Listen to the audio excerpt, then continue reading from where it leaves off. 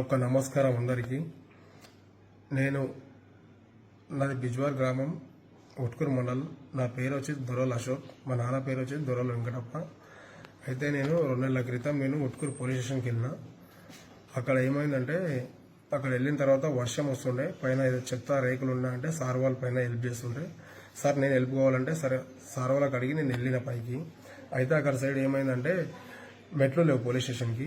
మెట్లు లేకుంటే సుమ పైన పైకి వెళ్ళినా. నేను వెళ్తే మా స్నేహితుడికి నేను మొబైల్ ఇచ్చిన.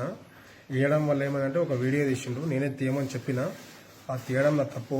తీయమని చెప్పి దానికి నేను ఏం చేసిన అంటే ఒక పాట క్రియేట్ చేసి వాట్సాప్లో స్టేటస్ పెట్టినా. నేను స్టేటస్ పెడితే ఏమైందంటే మిగతా వ్యక్తులు చూసి దాన్ని డౌన్లోడ్ చేసుకొని వేరే గ్రూప్లలో మన సోషల్ మీడియాలో మొత్తం వైరల్ అయిపోయింది వీడియో నిన్న నైట్ నుంచి. అయితే నేను చెప్పేది ఏంటంటే, నేను చేసేదైతే తప్పు, కానీ ఇలాంటి వీడియోలు మాత్రం ఎవరు కూడా తెలిసి తెలియక ఇది అయింది. మరి తెలిసి తెలియక కూడా ఎవరు కూడా ఇలాంటివి చేయకండి. నేను చేసినట్టు తప్పైపోయింది, నాదొక తప్పే.